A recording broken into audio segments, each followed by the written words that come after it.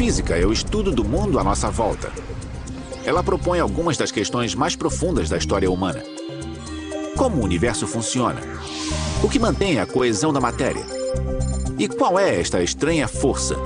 Tão suave que é capaz de fazer uma maçã cair, mas poderoso bastante para manter a luz cativa em sua órbita. Nossa necessidade de compreender inspirou algumas das maiores descobertas da história. Desde a liberação do poder aterrorizante do átomo, passando pela descoberta da natureza da luz, até as forças que sustentam o universo inteiro. Estas são as grandes descobertas da física.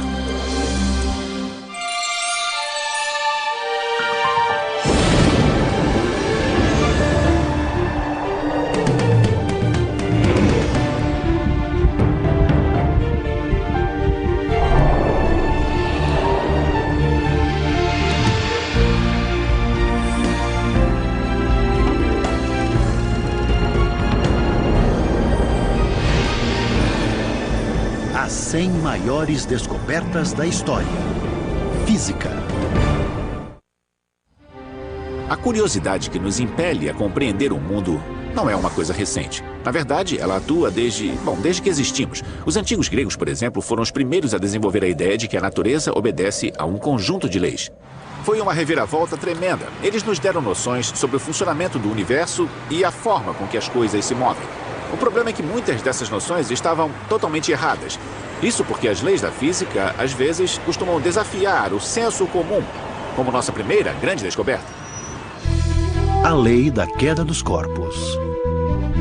Durante cerca de 2000 anos, acreditava-se que os objetos pesados caíam mais rápido do que os objetos leves. Esta compreensão convencional se baseava nas observações feitas pelo filósofo grego Aristóteles. E as pessoas acreditaram nele porque parecia fazer sentido. Mas no século XVII, Galileu Galilei decidiu testar a lei de Aristóteles. Diz a lenda que seus testes envolviam soltar bolas de diferentes massas do alto da torre inclinada de Pisa. Para ver o experimento de Galileu em ação, eu fiz uma visita ao Centro de Pesquisas Glenn da NASA em Cleveland, Ohio, e falei com Steve Simons, gerente de projetos para pesquisas sobre microgravidade. Então esta é a câmara. Sim, esta é a câmara de vácuo. Ela fica a 120 metros abaixo da superfície e nós temos de remover todo o ar para ter uma boa queda em microgravidade. Mas isso remete a muito tempo atrás, né? A Aristóteles. Aristóteles, sim, isso mesmo. Já que ele pensava que objetos com massas diferentes caíam a velocidades diferentes. O que parecia razoável. Parecia muito razoável, porque toda a experiência que as pessoas tinham com objetos de massas diferentes é que caíam a velocidades diferentes. Por exemplo, se pegarmos uma pena e uma bolinha de ping-pong, ambos objetos bem leves, veremos que eles caem a velocidades diferentes. Para ilustrar, a diferença entre dois objetos que têm quase o mesmo tamanho e a mesma forma, mas com massas obviamente diferentes, temos uma bola de golfe e uma bola de ping-pong. E quando as soltamos, elas caem à mesma velocidade. Com seu experimento, Galileu descobriu que um objeto pesado parece cair mais rápido do que um mais leve devido à resistência do ar. A resistência do ar diminui mais a velocidade de um objeto leve do que a de um mais pesado. A outra forma de fazer isso é isolar todo o experimento. O que nós podemos simular com esta folha aqui, dos efeitos do ar. Então eles caem à mesma velocidade. E o que estamos fazendo aqui? Bem, nós estamos numa instalação de gravidade zero de 5 segundos. E superamos a resistência do ar ao remover todo o ar deste enorme tanque de vácuo que estamos vendo. Estamos fazendo um experimento hoje para testar novos extintores de incêndio para um possível uso na Estação Espacial Internacional. Vamos verificar se o hélio é um extintor melhor que o dióxido de carbono. Anita, acione, por favor. Então ela vai soltar aquele veículo grande. Lá vai ele. 5 segundos e ele bate. Dá pra sentir o chão tremer. E nós sentimos o chão tremer quando o veículo se choca. Veja só.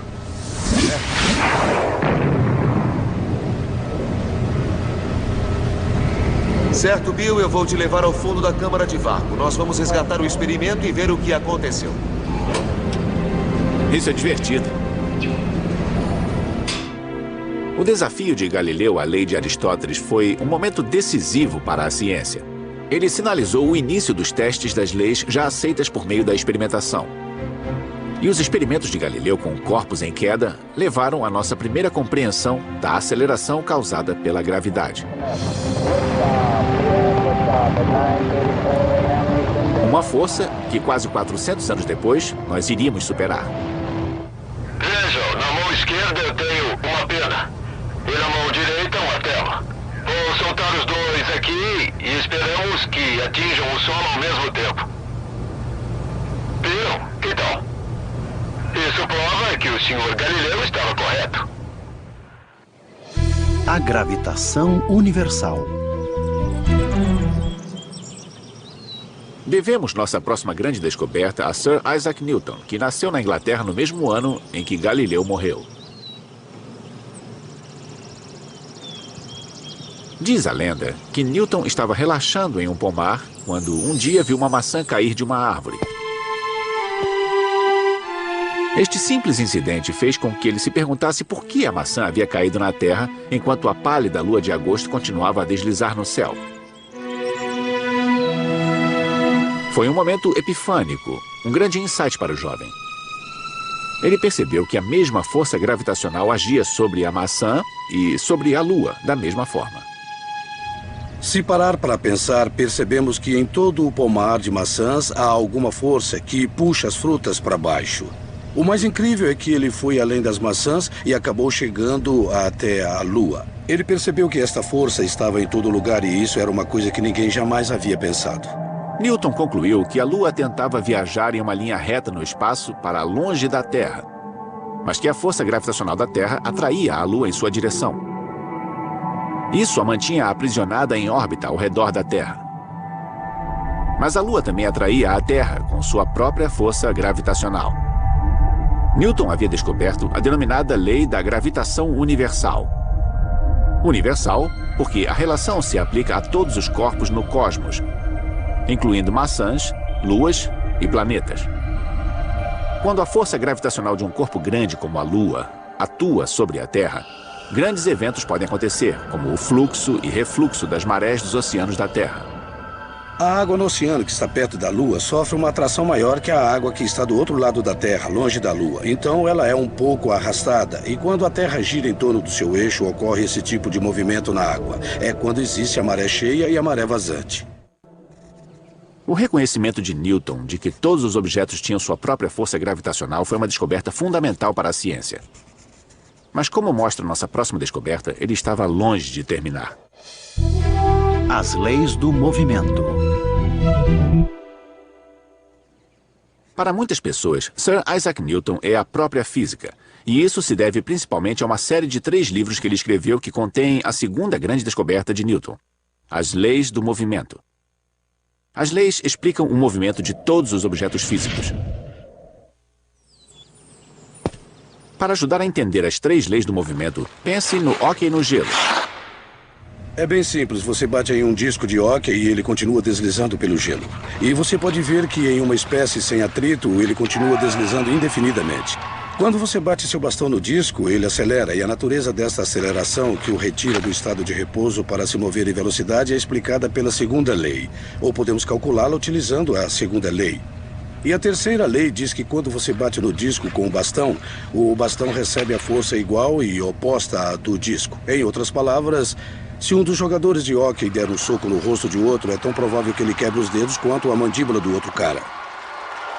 As leis do movimento de Newton representaram uma corajosa percepção da mecânica de funcionamento do universo. Elas estabeleceram as bases do que hoje se conhece como física clássica.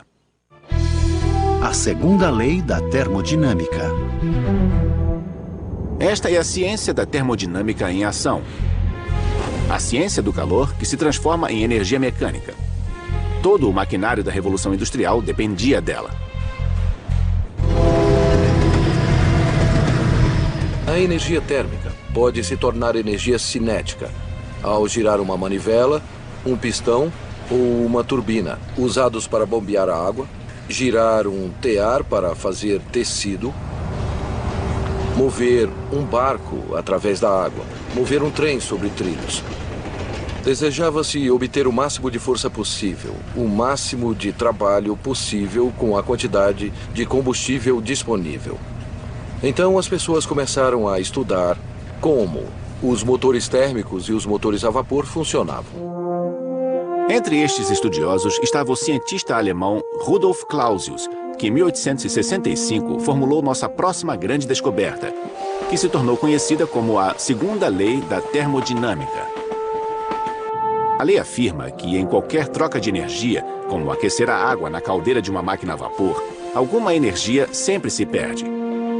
Clausius cunhou a palavra entropia para explicar por que a eficiência do motor a vapor era limitada. Porque parte desta energia sempre se perdia no processo de convertê-la em trabalho mecânico. Foi uma percepção brilhante, que mudou nossa compreensão de como a energia funciona.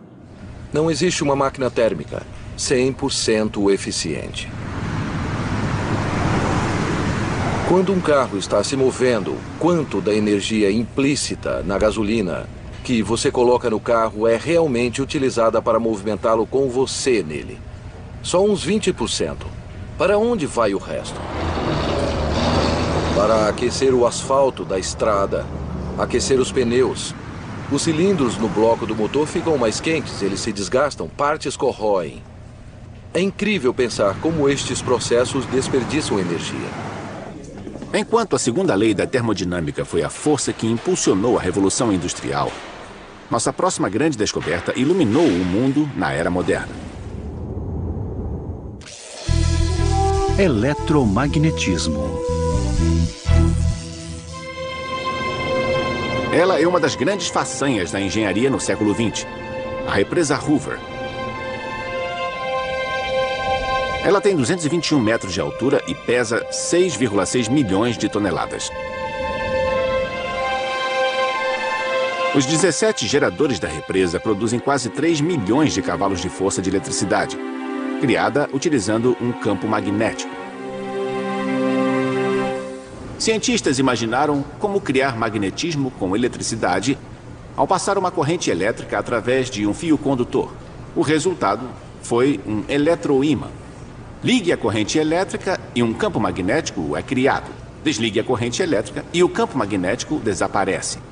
Em 1831, um encadernador interessado em eletricidade, chamado Michael Faraday, foi o primeiro a reverter o processo utilizando um campo magnético em movimento para criar eletricidade.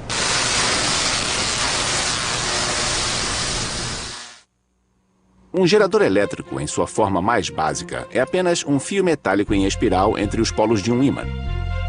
Michael Faraday descobriu que quando o ímã e o fio se moviam próximos um ao outro, uma corrente elétrica passava através do fio.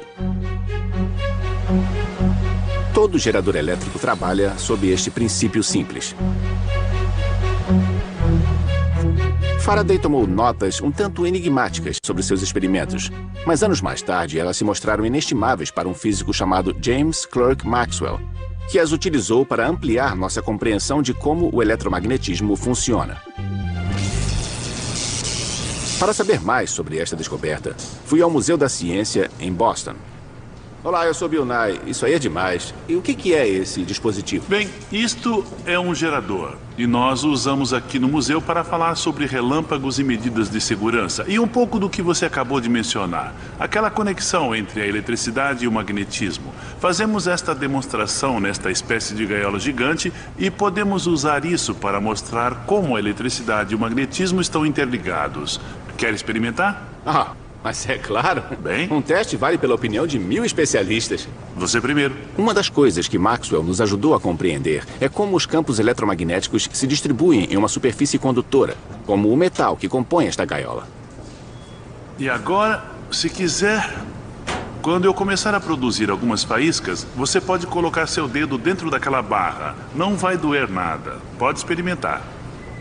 Se Maxwell estiver certo, 1,5 milhão de volts de eletricidade criados por estes geradores irão se distribuir do lado de fora da gaiola e nada poderá penetrar seu interior.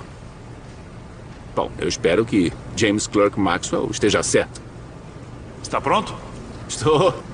Bom, vá em frente, coloque o dedo e lá vamos nós.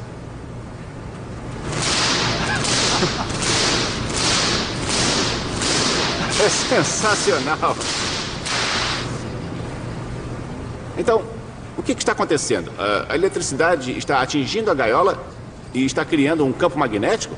Aquele raio é uma corrente de eletricidade. Ele atinge a gaiola e transforma a gaiola inteira em uma espécie de imã gigante. O imã, por sua vez, cria outro campo elétrico. E o campo elétrico, ao redor da parte exterior da gaiola, empurra toda a corrente elétrica para a superfície mais externa. Então, há uma relação com um dos experimentos de Faraday. Faraday e também com as equações de Maxwell. É impressionante. Bom, muito obrigado. Obrigado por vir. Eu nunca vou esquecer isso. Foi espetacular. Eu estou bem.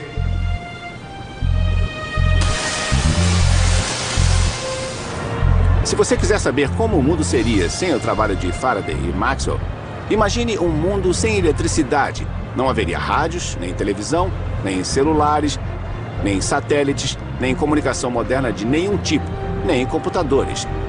Pense em como era o século XIX. É onde estaríamos agora. Mas o que Faraday e Maxwell não sabiam é que suas descobertas inspirariam um jovem cientista determinado a descobrir os segredos da luz e sua conexão com uma força assustadora do universo. Relatividade restrita. Em 1905, o mundo científico virou de cabeça para baixo com a nossa próxima grande descoberta, uma das muitas teorias revolucionárias desenvolvidas por um jovem e desconhecido cientista que trabalhava em um escritório de patentes em Berna, na Suíça. Seu nome? Albert Einstein. Para saber mais sobre Einstein e sua descoberta, eu me encontrei com Michio Kaku, um físico da Universidade da cidade de Nova York. Einstein uma vez disse que todas as ideias deveriam ser apresentadas às crianças. Se elas não pudessem entender, a teoria seria inútil.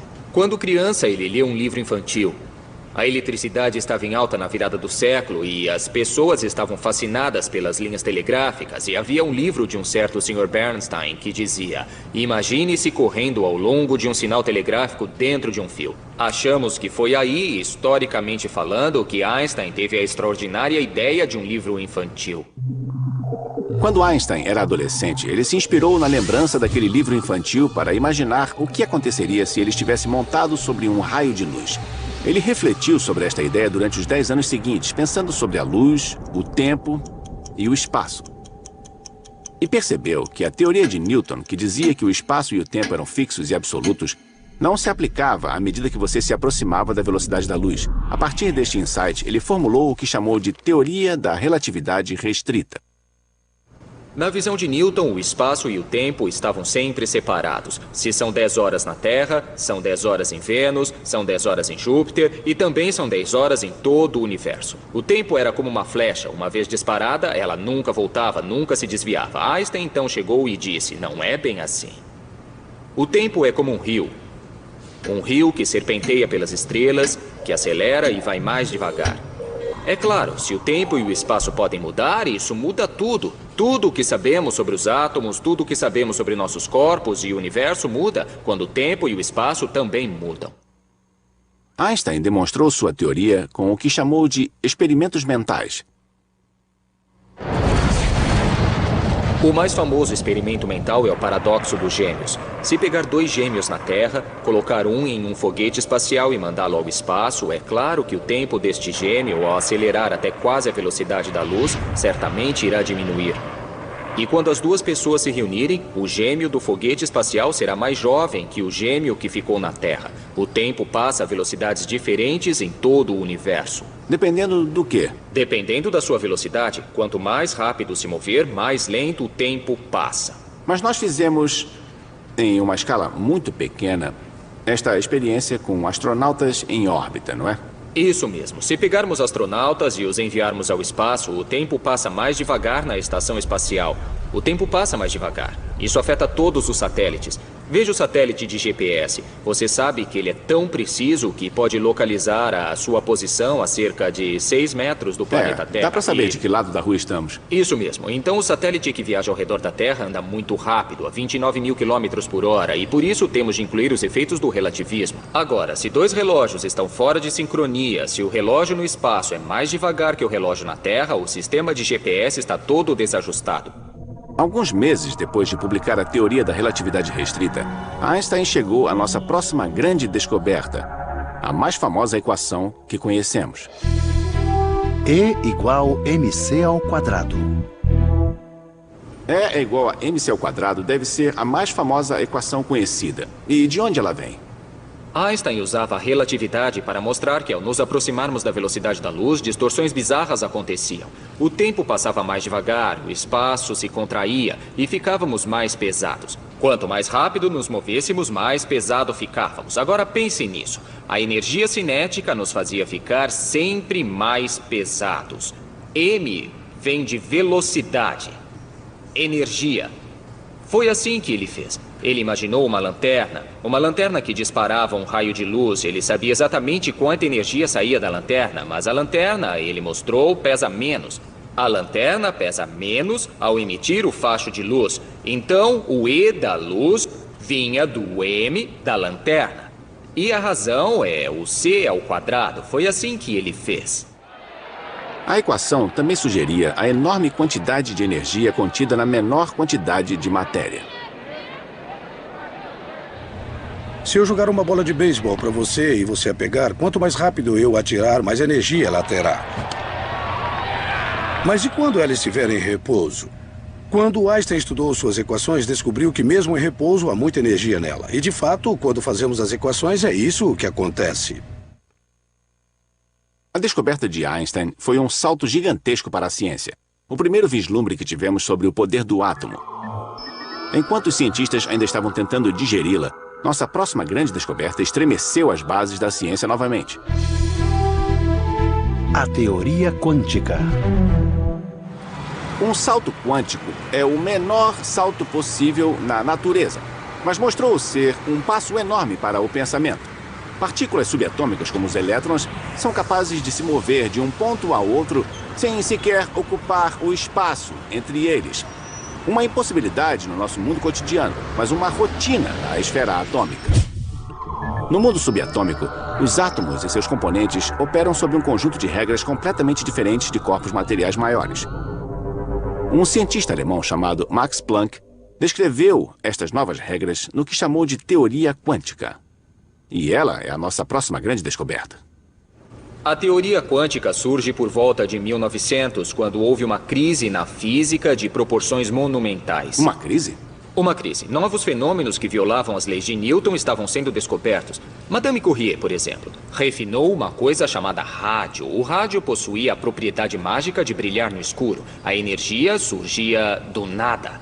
As partículas estavam surgindo do nada. Isso violava a conservação de energia. Ela estava vindo de lugar nenhum. Por volta de 1900, as pessoas pensavam que a energia era contínua, que poderíamos dividir a eletricidade e o magnetismo em pedaços cada vez menores, infinitamente. Mas por volta de 1900, Max Planck, o grande físico, teve a audácia de dizer que a energia ocorria em pacotes chamados quanta. Mas por que ele disse isso? Porque, supondo que a luz surja nesses pacotes, então podia-se explicar todos os diferentes tipos de fenômenos que se via.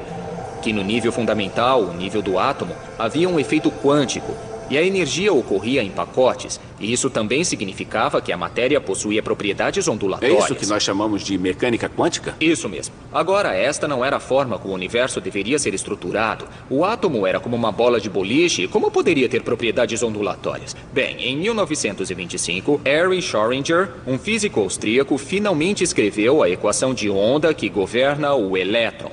Foi uma das maiores conquistas do intelecto humano. De repente, agora podíamos espiar dentro do próprio átomo. Então, estamos falando que átomos são como ondas. Átomos são partículas. Mas há uma incerteza associada a eles, não é?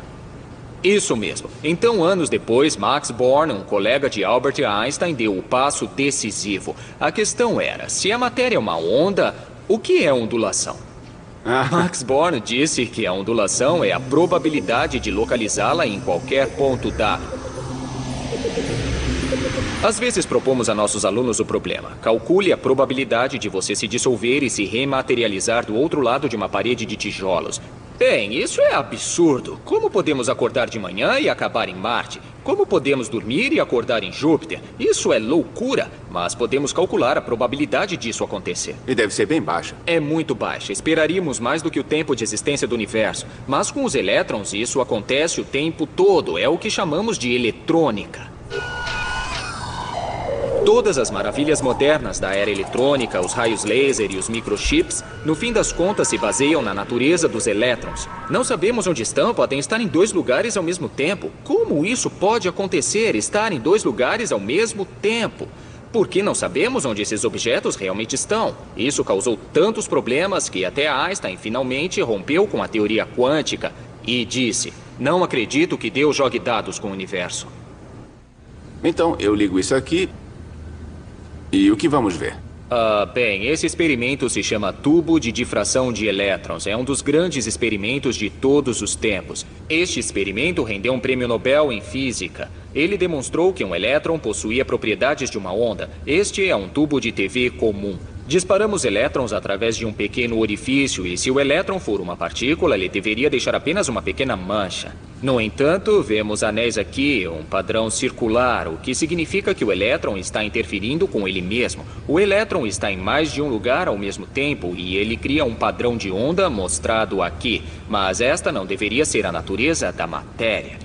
Os elétrons deveriam ser como bolas de boliche, pequenas coisas parecidas com bolas de gude. No entanto, aqui vemos que quando os elétrons passam pelos orifícios, as propriedades ondulatórias criam um padrão ondulatório, exatamente como Young e muitos físicos ópticos haviam previsto centenas de anos atrás, só que agora elas estavam trabalhando para os elétrons. Eu tenho uma pergunta. Ele é mais brilhante no centro. Quando você sai do centro, é como a água, como as ondas de um lago quando você joga uma pedra. Não fica assim tão brilhante? É minha imaginação ou é isso mesmo? Isso mesmo. O elétron é mais provável no centro, mas os elétrons também podem estar mais longe, o que significa que há uma probabilidade finita de que os elétrons acabem em Marte ou Júpiter. Mas nós somos feitos de elétrons. A implicação disso é que um dia podemos acordar e descobrir que estamos em Júpiter, e este experimento, se pensarmos bem, é incrível.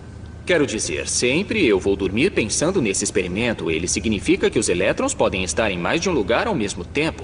Elétrons podem estar em um número infinito de lugares ao mesmo tempo, e como somos feitos de elétrons, isso significa que podemos nos dividir e acabar como o filme Além da Imaginação. Com toda sua singularidade e incerteza, a teoria quântica continua sendo o melhor modelo do mundo subatômico de que dispomos. A natureza da luz. Os antigos se perguntavam uma questão fundamental: do que o universo é feito? Eles pensavam que era de terra, ar, fogo, água. Mas se o mundo era feito disso, então o que era a luz? Não podemos colocá-la numa caixa, não podemos sacudi-la, nem tocá-la, é efêmera. Mas está em toda parte. A luz está em todo e nenhum lugar. Todos experimentam a epifania da luz, mas a questão é: o que ela é? E isso perturbou os físicos durante milhares de anos. Perturbou os físicos? Mas não era isso o que eles queriam? Não era uma razão para ir trabalhar? Isso mesmo. É por isso que algumas das mentes mais brilhantes, a exemplo de Isaac Newton, fizeram os primeiros estudos definitivos sobre a natureza da luz. Newton, por exemplo, pegou a luz branca vinda do Sol, fez com que passasse por um prisma e mostrou que todas as cores do arco-íris vinham da luz branca, demonstrando que a luz branca, na verdade, era composta de vermelho, laranja, amarelo e azul. Ele não as recombinou também? Isso mesmo. Ele também demonstrou que essas cores, vermelho, laranja, amarelo, violeta, poderiam se recombinar para criar a luz branca. Então, Newton pensou que o branco era particulado. Corpúsculos minúsculos, como ele os chamava, constituíam o chamado raio de luz. Então, surgiu a primeira teoria da luz, o fato de que a luz é feita de partículas. Mas havia uma teoria alternativa, uma teoria rival à teoria de Newton, que dizia que a luz era uma onda.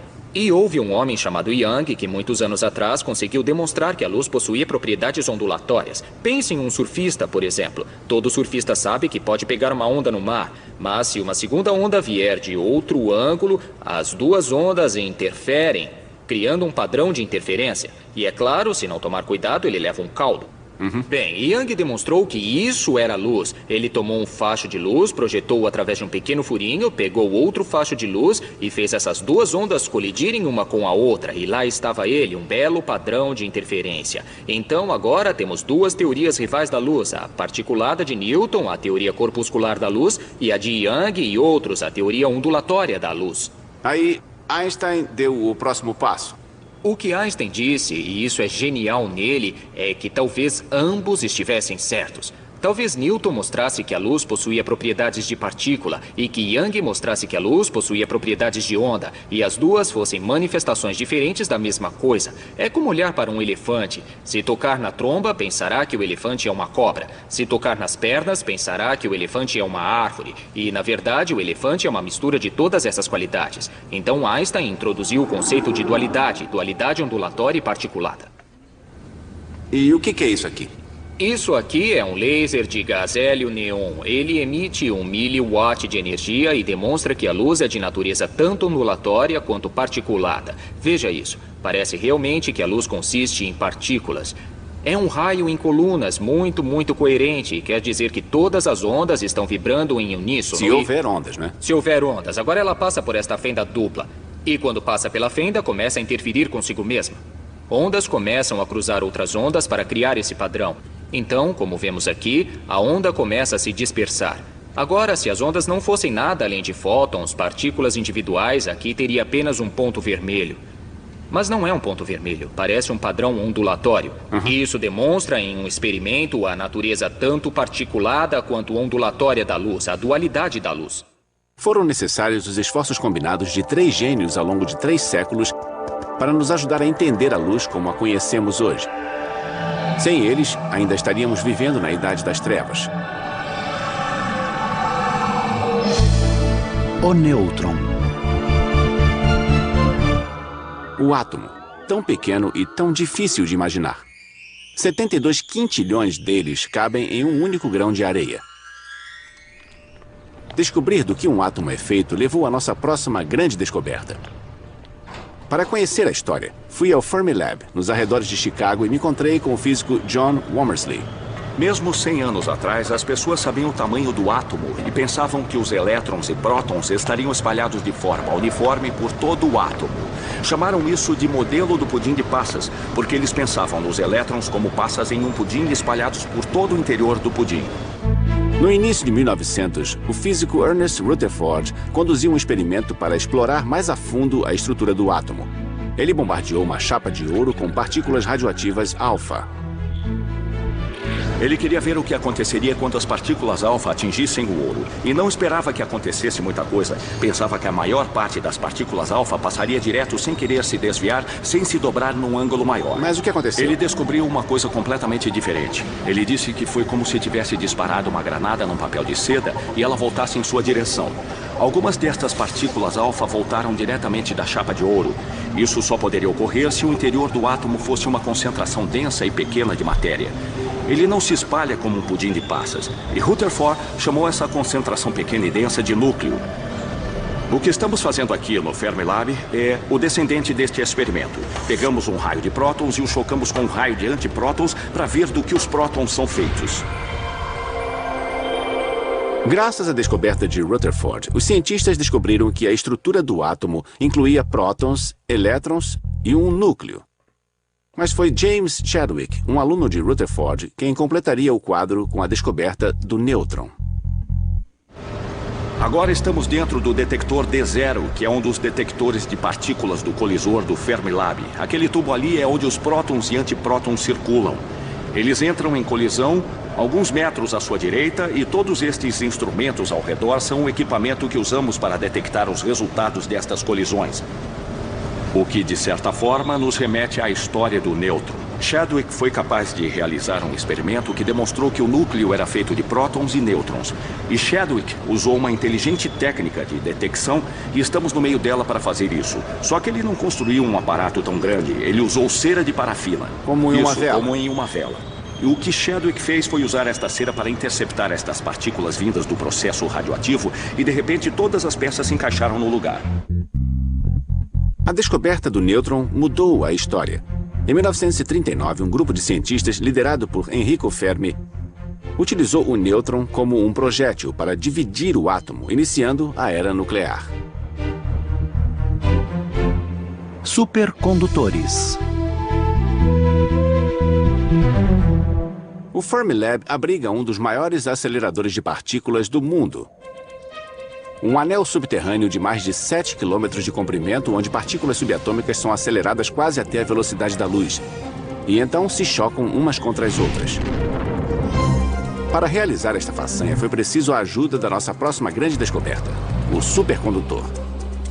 Quem descobriu a supercondutividade? Por que foi uma coisa tão importante? Bom, foi bem antes da Primeira Guerra Mundial, em 1909, mais ou menos isso. Um físico alemão chamado Heike Kamerlingh-Onnes foi o primeiro cientista a pensar em como transformar o gás hélio em um líquido. E ao descobrir como fazer isso, ele podia usar o hélio líquido como fluido refrigerador para manter outros materiais bem frios, pois queria estudar as propriedades dos materiais em temperaturas muito baixas. E uma das coisas que interessavam as pessoas daquela época era como a resistência elétrica de um metal, por exemplo, dependia da temperatura. Ela aumentava, talvez ele ficasse muito resistente a baixas temperaturas. Essa era uma ideia. Então Onnes pegou uma atmosfera de mercúrio, que era bastante puro, e a colocou em um aparato como este aqui. Ele o mergulhou no hélio líquido em um recipiente refrigerador e mediu a resistência elétrica enquanto diminuía a temperatura. Ele descobriu que ao diminuir a temperatura, a resistência caía de forma bem regular e, de repente, ao chegar aos 4,2 Kelvin, acima do zero absoluto, a resistência caía nada, absolutamente a zero. Esse mercúrio poderia conduzir a eletricidade sem resistência, sem perder nenhuma energia, sem dissipar a corrente, e foi isso que ele chamou de supercondutividade.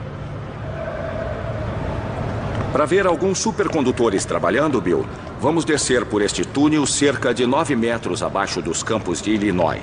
Este é o túnel acelerador do Fermilab. Neste túnel temos um grande círculo de ímãs supercondutores que usamos para acelerar. Ele contém prótons e antiprótons que usamos para estudar as propriedades da matéria. É um túnel grande de 6,5 km, então arranjamos um transporte para você. Ah, que legal. Legal, né? É sim. Então, vocês usam supercondutores aqui? Os supercondutores permitem que uma corrente elétrica flua sem perder energia e podemos usá-los para gerar um campo magnético forte. É o que estamos fazendo aqui. Estes são ímãs e os usamos para manter os prótons e antiprótons circulando no Tevatron, dando voltas e mais voltas ao redor deste grande círculo. Viajam quase à velocidade da luz, 300 mil quilômetros por segundo mais rápido do que nós. Seria emocionante chegar a essa velocidade nesse carro. Eu ia me sentir pesado. É mesmo. O acelerador de partículas do Fermilab exige uma potência enorme. Ele gasta mais de $1 milhão em eletricidade todo mês para refrigerar os supercondutores do laboratório a menos 270 graus Celsius, o ponto em que a eletricidade flui com resistência zero. O desafio técnico agora é descobrir supercondutores que trabalhem a temperaturas muito mais altas a um custo muito mais baixo.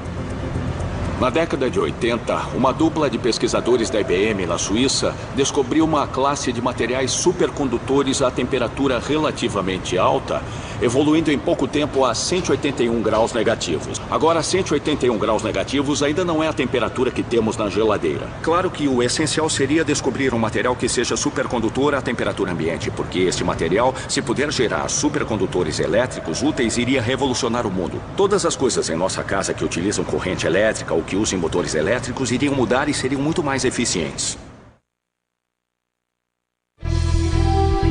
Quarks.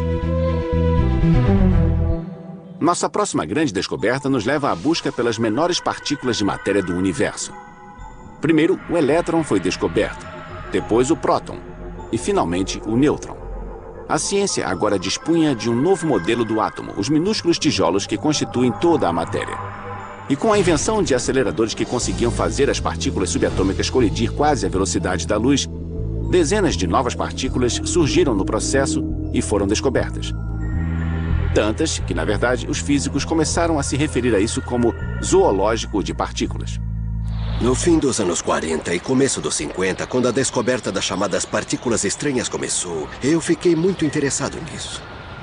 Mas era um campo marginal, ninguém tinha coragem de trabalhar nelas. O físico norte-americano Murray Gell-Mann começou a ver padrões na desconcertante variedade de todos os novos membros do zoológico de partículas. Ele utilizava características comuns para dividir partículas em diferentes famílias. No processo, ele isolou os menores componentes do núcleo do átomo, os elementos fundamentais que constituem os prótons e nêutrons. Como teórico, não poderia, creio eu, descobrir coisas novas, mas eu poderia propô-las. E se estivesse certo, poderiam chamar isso de descoberta nesse sentido. Eu propus que o nêutron e o próton não eram elementares, como todos pensavam, mas eram compostos de partículas menores, chamadas quarks, com propriedades muito bizarras. O que eu sugeri em termos gerais é que cada nêutron e próton eram feitos de 3 quarks.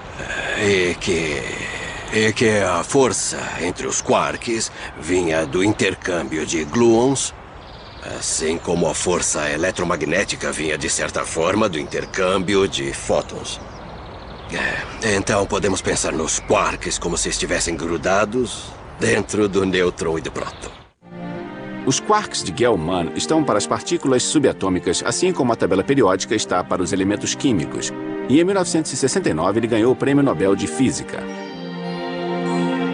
Sua classificação dos menores componentes da matéria trouxe ordem ao caos do zoológico de partículas. Eu pensei que o som quark era um bom som para estes componentes fundamentais. Me parece um bom nome para os componentes fundamentais dos nêutrons, prótons e mesons. Quark, mas eu não sabia como grafá-lo. Talvez fosse KWORK.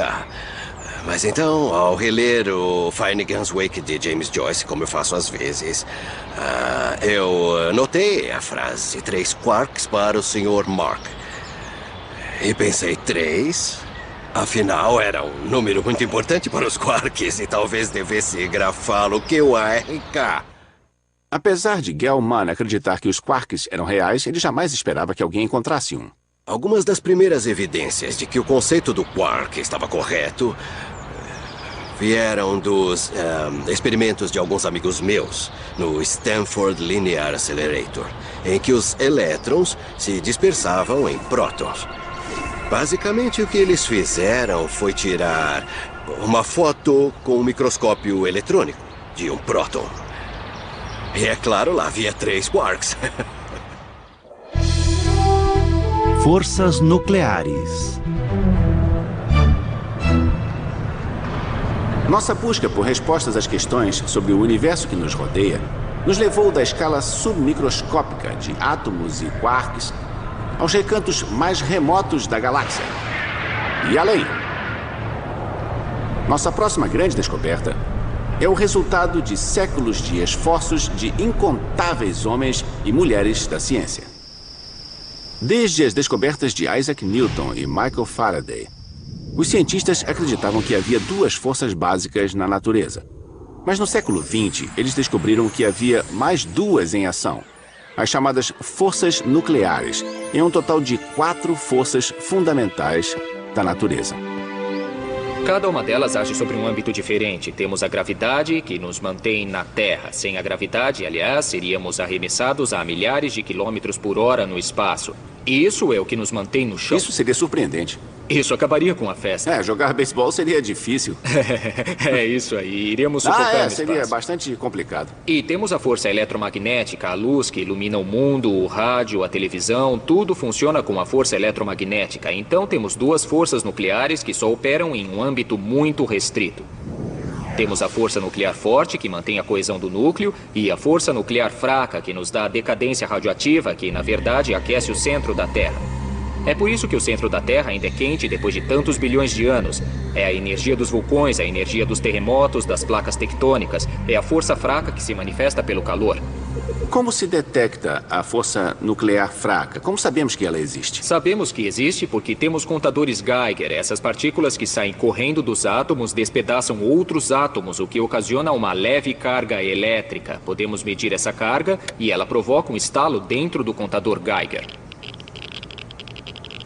Como se detecta a força nuclear forte? Bem, a força nuclear forte é mais difícil porque é o que mantém os átomos coesos. Para isso, precisamos de aceleradores. E temos de esmagar as partículas e parti-las em pedacinhos. Alguém uma vez comparou isso a tentar entender como um piano funciona atirando-o por uma escadaria e ouvindo todos os sons produzidos enquanto o piano se desintegra a escada abaixo. É o que fazemos. Nós despedaçamos os átomos. Temos a gravidade, o eletromagnetismo, a força nuclear fraca e a força nuclear forte. E o que vem agora? Bem, sabemos que as forças quânticas podem ser resumidas em um determinado modelo padrão. Talvez seja a mais feia teoria conhecida pela ciência, mas é muito bem sucedida no nível subatômico. Gosto de compará-la a uma fita adesiva, com a qual juntássemos um tamanduá a um tubarão e uma girafa, e chamássemos esse animal horrível de o produto mais refinado da evolução. Ela deveria ser a teoria mais avançada, o modelo padrão, mas ainda é muito feia. Nós temos a gravidade, bela, magnífica, suprema, baseada em superfícies curvas. É de chorar. Os físicos literalmente choram quando veem a equação de Einstein. Bem, é claro que as duas precisam se unir. Isso é o que chamamos teoria de tudo. A teoria que reuniria todas as forças em uma única superforça, que existiria desde o início do tempo. Não sabemos se vamos encontrar uma superforça que inclua todas as 4 forças fundamentais da natureza. Não sabemos se seremos capazes de escrever uma teoria física de tudo. Mas uma coisa é certa. Cada descoberta leva a novas explorações. E nós, humanos, somos uma espécie curiosa, com um ímpeto de compreender, explorar e descobrir.